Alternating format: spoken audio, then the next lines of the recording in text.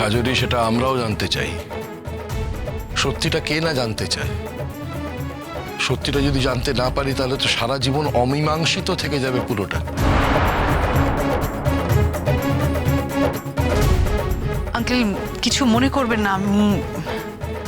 আমি জানি এই সময় হয়তো এই কথাটা বলা আমার উচিত হচ্ছে না, কারণ তাতানের চলে যাওয়ায় আমরা যতটা শোক পেয়েছি আপনি তার থেকে কিছু কম পেয়েছেন বলে অন্তত আমার মনে হয় না।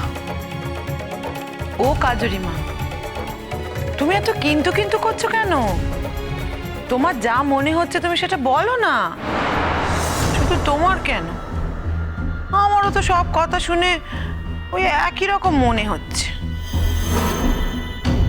বেয়াই মশাই, আপনার এই বড় মেয়ে একেবারে গুণবতী কন্যে, তো সেও তো সেখানেই ছিল। সে আবার আমাদের ছেলেটাকে ধাক্কা মেরে ফেলে দেয়নি তো পাহাড় থেকে?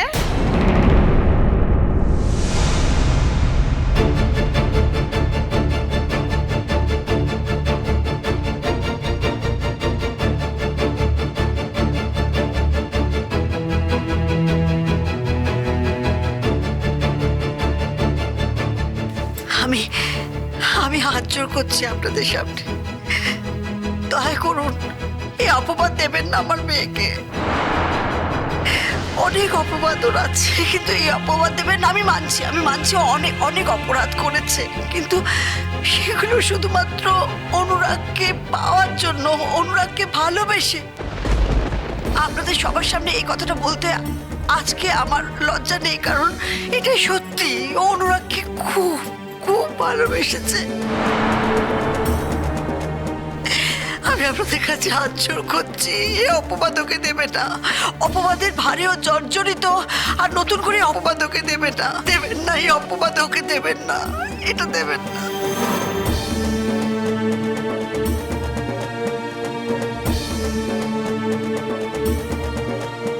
তিথি যদি তখন ওখানে না থাকতো আন্টি, তাহলে আমাদের মাথাতে ওই প্রশ্নটা আসতো না।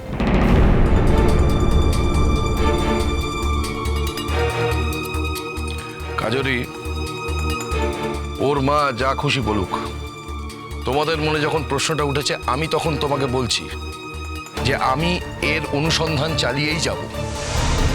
যদি প্রয়োজন পড়ে আমি ওখানে আবার যাব, ওই ভদ্রলোকের সঙ্গে কথা বলবো, আমি যা যা করার দরকার পড়ে আমি তাই করব।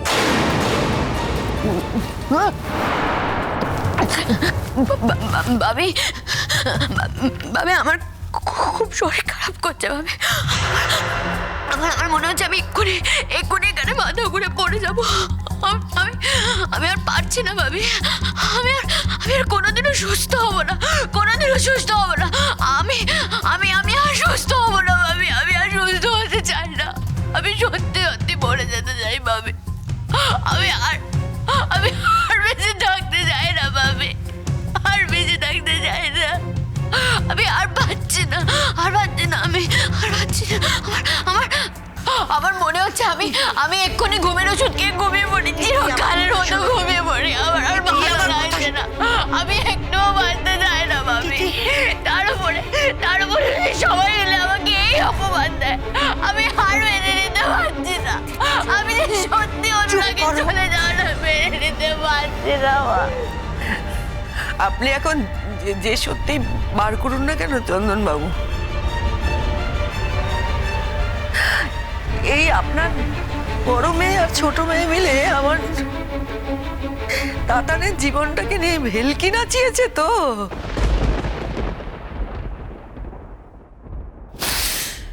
ভেলকি নাচিয়েছে দুজন মিলে ছেলেটাকে নিয়ে।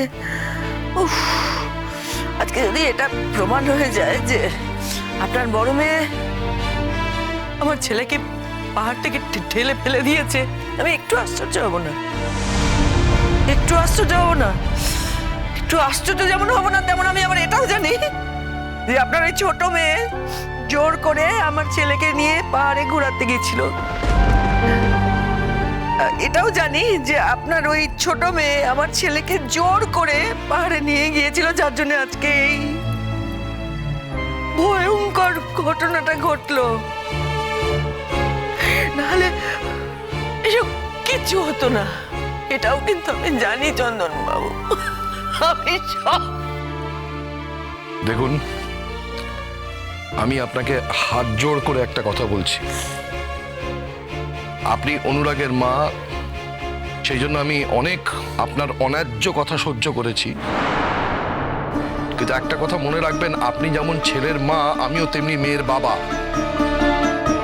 আপনি যেভাবে মেঘলাকে আক্রমণ করছেন সেটা মেঘলার পক্ষে সামলানো খুব মুশকিল হয়ে যাচ্ছে। আপনি এভাবে আমার মেয়েকে অপমান করতে পারেন না। দেখুন, আপনি সম্পর্কের খাতিরে যে কথাগুলো এখন বলছেন, আইনের ক্ষেত্রে কিন্তু সেটা বলতে পারেন না। আবার একই সঙ্গে সঙ্গে আপনি মেঘলার সঙ্গে আপনার সম্পর্কটা স্বীকারও করেন না। আপনি দয়া করে আমার মেয়েকে এভাবে আক্রমণ করবেন না।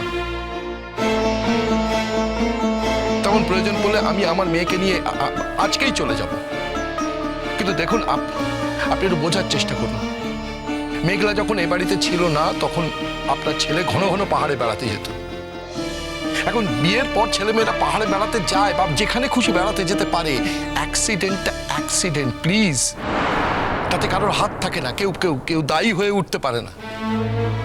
হ্যাঁ, আপনারা আমার বড় মেয়েকে ইঙ্গিত করেছেন যে সে নাকি তাকে ধাক্কা দিয়ে ফেলে দিতে পারে। আমি তার জন্য ইনভেস্টিগেট করব। আমি মেয়ের বাবা হয়ে আপনাকে বলে যাচ্ছি, আমি ইনভেস্টিগেট করব। কিন্তু দয়া করে আপনারা আমার মেয়েটাকে এইভাবে আক্রমণ করবেন না, মেঘলাকে আক্রমণ করবেন না। মেয়েটা সবটা হারিয়ে ফেলেছে, প্লিজ। এইভাবে কথা বলছেন আপনি আমার সঙ্গে? হ্যাঁ, আমার এই চরম সর্বনাশের সময় আপনি আমার সাথে এইভাবে কথা বলছেন? দাদা, কি হয়েছে আপনার?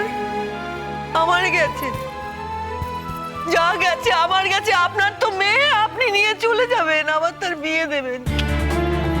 কি গেছে আপনার বলুন? আমার কি রইলো? কি রইলো আমার? আমার তো ছেলেটাই আর কোনোদিনও ফিরবে না, আমার ছেলে। বৌমা,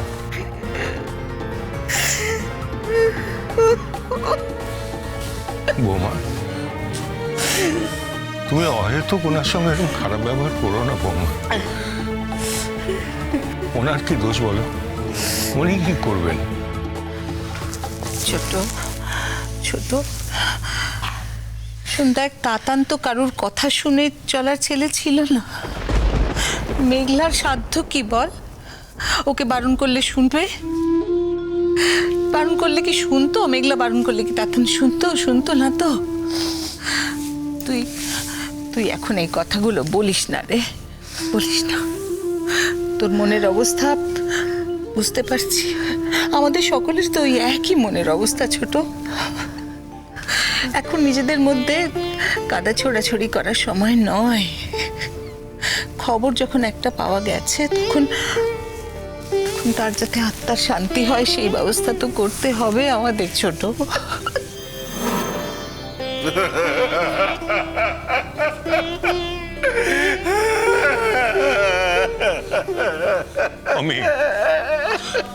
আমি একটু শক্ত হও ভাই,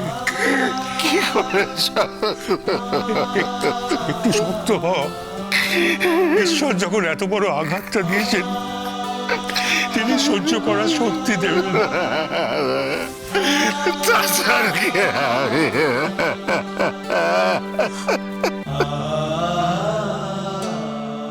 বাবা, আমি যখন কালকে ওই নিয়ম কাজ করার কথা বললাম, তখন আমাকে কত কথা শোনালে তোমরা সবাই মিলে।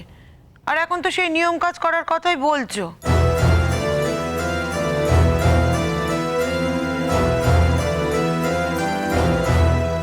করে ফেলো নিয়ম কাজ, তা না হলে ছেলেটার আত্মা শান্তি পাবে না। এত কষ্ট পেয়েছে মরার সময়, এরপরেও তোমরা চাও এত কষ্ট পাক? পিসিমণি, তুমি চুপ করবে? চুপ করবে তুমি? আমি তো বলছি অনুরাগের কিচ্ছু হয়নি, অনুরাগ বেঁচে আছে। কেন বারবার ওকে মেরে ফেলতে চাইছো বলো তো? কেন মেরে ফেলতে চাইছো? কেন আমার কথা শুনছো না তুমি? ওর কিছু হয়নি, ওর কিছু হয়নি। ও বেরিয়ে গেছে। মেয়ের গায়ে এত জোর হয়ে গেছে। শান্ত হও। কেন শান্ত হব বলো তো ভাবি? কেন শান্ত হব? ওরা প্রত্যেকটা লোক শুধু অনুরাগের চলে যাওয়ার কথা বলছে। আমি বলছি অনুরাগের কিছু হয়নি, ও যেতে পারে না। আমি জানি, আমি যতক্ষণ না নিজের চোখে দেখবো আমি বিশ্বাস করবো না অনুরাগের কিছু হয়েছে। কিছু হয়নি ওর, ঠিক আছে, ঠিক আছে। হয়নি কিছু ভাবি। এটা খুব দুঃখজনক ঘটনা। আমরা এখনো অবধি বিশ্বাস করতে পারছি না যে এখন অনুরাগ। আমার তো প্রতি মুহূর্তে মনে হচ্ছে এই বুঝি তাতান এসে ডেকে উঠলো, ভালো জেঠু আমি এসে গেছি। আমি রাতে ঘুমোতে পারছি না, একটা জায়গায় বসে আছি তো বসে আছি, কেন বসে আছি জানি না, কেন বসে আছি জানি না।